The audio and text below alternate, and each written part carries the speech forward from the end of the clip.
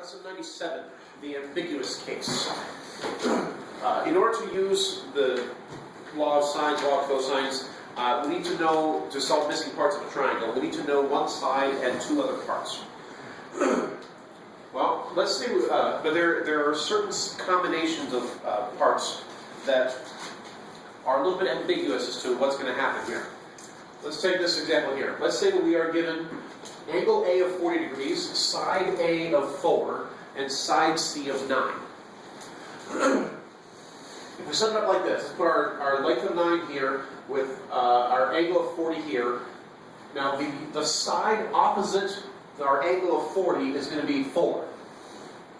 But one of the questions is, what type of triangle is that going to make? Is that going to make a right triangle? Is that going to make a triangle like this, or a triangle like that? Do we do, just with that information, do we know what the triangle is going to look like? No. Say no. No. No. Good job. Okay. So we don't know that. What we can do, though, is set up some parameters. If this is definitely 40 degrees, and this is definitely 9, there's going to be a minimum height for this triangle. If we start here and we go straight down, that's going to be the minimum height. So what is the minimum height of this triangle? Let's assume that we go straight down. Is there any triangle I can make with 9 and 40 degrees that has a height of less than this? No. So how would we find this? Take the sine of 40. Call that h. The relationship here would be the sine of 40 degrees equals h over 9. Multiply both sides by 9, and we're going to get 9 times the sine of 40 is going to be the minimum height here. Is it possible that it could be larger? Because if we know that C is 9. Sure it could. What? Wait, that what's larger? This? That the height could be larger. The 9? No, well, not the height, but the opposite. The side opposite the 40 could be larger than 8. All right, let's see what we get here. Sine of 40 degrees times 9 equals 5.785. Now the problem told us that the side opposite this angle is 4. Anyone else notice a problem? It's not 5 4. does not equal 4. That's right. The side that we were told is opposite this angle has a length of 4, which means that the side is only going to get to about there. How do we draw that triangle? Draw a line. Trick question.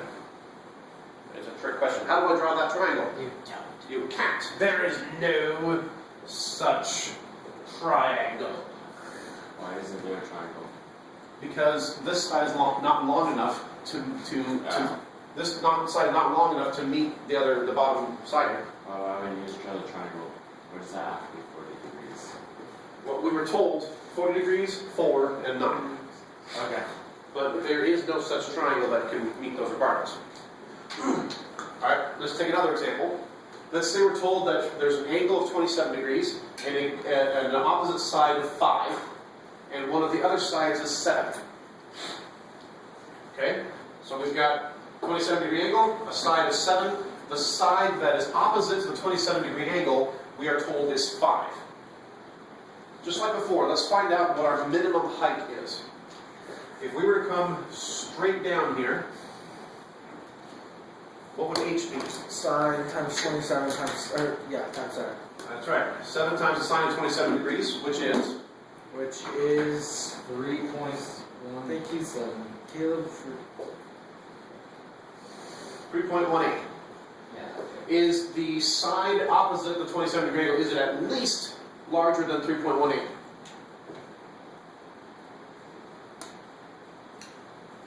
You can't hear the thumbs up in the video. Say yes. No. People are... Okay. For the record, the people in the room right now are... That's okay. Aaron looks, that's in a Caleb. Hey, you can't disclose that to YouTube.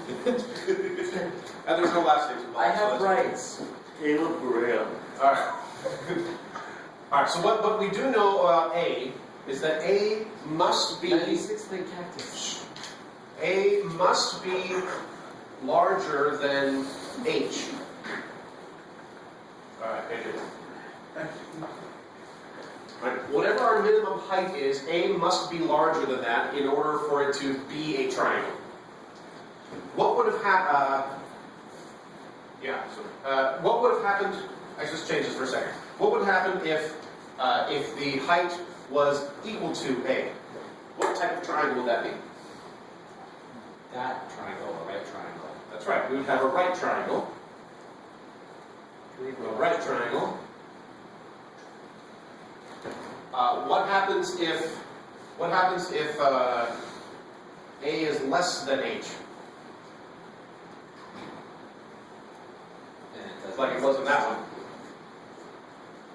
There is Yeah. then you can't do that. There is no such triangle. Now the other case is that A could be larger than H. In which case we would have a triangle, it just wouldn't be a right triangle. It would be a wrong triangle. Just kidding. Alright, so if we have a height of 5, what's our triangle going to look like then? It's not gonna work. Can we? Well, it's not 90 degrees because 5 is too long. Our minimum height here is 3.18. So we draw the 5 at a slight angle. Okay, yes, at an angle. Which way do we draw it though? The way This way or that way? that way. This way? Yes. Could it be this way? No. No. Yes. Yes. Oh man. That means there's 2 possible scenarios and we have to solve for both of them. Ew. I hate this. Yes, yes you do. Alright, so let's say if there's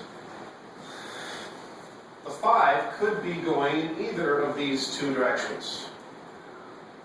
We have to account for both scenarios. Okay. And if the question says find the missing parts of the triangle, well, we got to find this angle and this side. Twice. Twice. Yes. Yay. What fun. Welcome to pre-calculus. Gets worse in calculus. Right? Yeah. Okay. Let's go with this scenario where we have. Let's go with this scenario where we have our sides like this. This is 27 degrees. We have 7 and we have 5. And see, B is 7, so this is angle B. Therefore, this is angle C, and this is side C. On the plus side, we do have a corresponding pair, so we can use the law of sines. Equals 7 over sine B equals side C over the sine of C. So we do have a good place to stop. Thank you for adjusting the video. Alright, what should I solve for first? Angle B, angle C, or side C? Angle B. Okay. How about orange? So let's focus on this part of it, and let's solve for angle B. What do we got? Sine Cross multiply? 5. 7 sine 27 over 5. Yes. Alright, divide the side by 5. And the sine of B equals this. So pull out your calculators, do that please. 7 times the sine of 27, divided by 5. And we have sine of B equals 0.6. 0.64, well, 0.6355. But then we gotta take the inverse one. Okay, and therefore angle B, It's 38.71. I didn't round, 36 or 39.46 degrees, right? Yeah. No. Wait, no, you gotta add 180. No. Subtract 180, take a look at this, take away take a 1. look at this triangle. Angle B is 39.46 degrees. It's possible. Oh, Looks no, like it's not.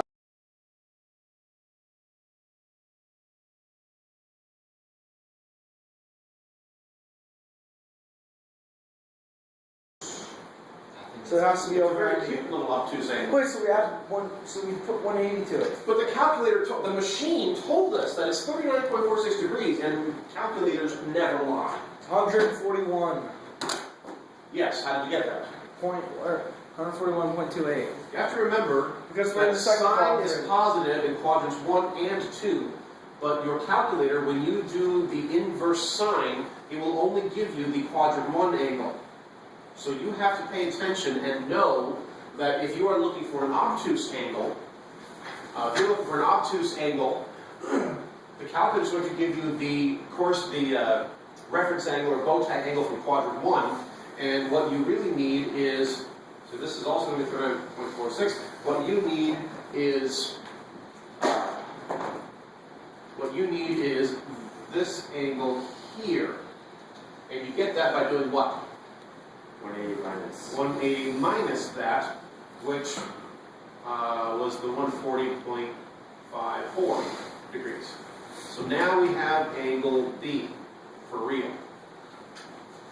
And then we can go from there. Then 27 plus the 140.54 plus C is 180, because all triangles add up to 180. And then we can find angle C and then use a law of sines again to find side C. But then we have to do that. We have to do this whole process again. Oh boy, what fun! In the other version of this triangle, where it looks like this. It's 27 degrees, 5. Angle B is still the one down here, and angle C is up here, side C is over here. Now, based on what we just did, what's angle B in this case? 39. It's going to be the same relationship here. We're still going to have 5 over the sine of 27 equals 7 over sine B. Except in this case, B is the acute angle. So in this case, angle B is going to be the quadrant 1 version of this angle, 39.46. Oh, And you can go, and at least you've already done at least one little piece of that information. So then 27 plus this C will equal 180 degrees, and you can go from there. So yeah, so these problems, there might be, so let's recap here then. When we have an ambiguous case like this, there's a possibility that if our side opposite the given angle equals the minimum height of the triangle, then we have one solution. It's a right triangle. It looks like a right triangle, oddly enough. If our side is less than the minimum height, then there is no such triangle. And if our side is greater than the height, then we have two possibilities, except what would happen if A, let's go with this example here, let's say that A was 8. How many possibilities do we have?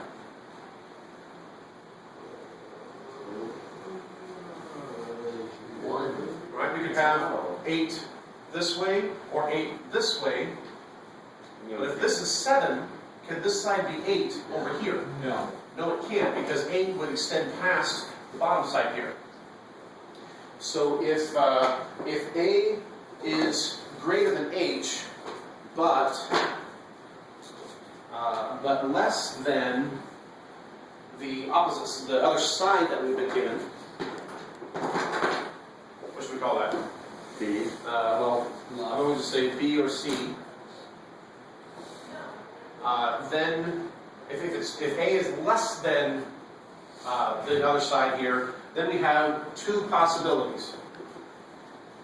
Two possible triangles. Looking like this, sort of pretend it's straight, or like this. And finally, we have another comparison. If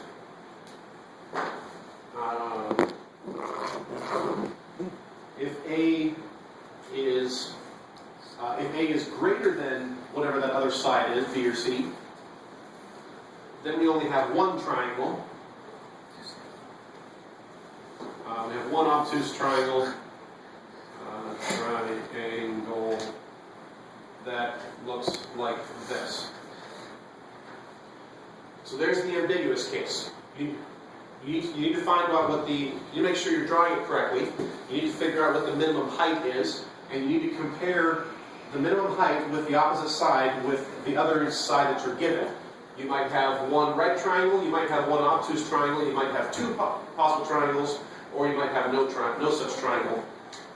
And if there's two possible triangles, you have to do the work twice to give both scenarios. You have to have the right corresponding sides with each other. What fun. And on that note, have a schmacky day.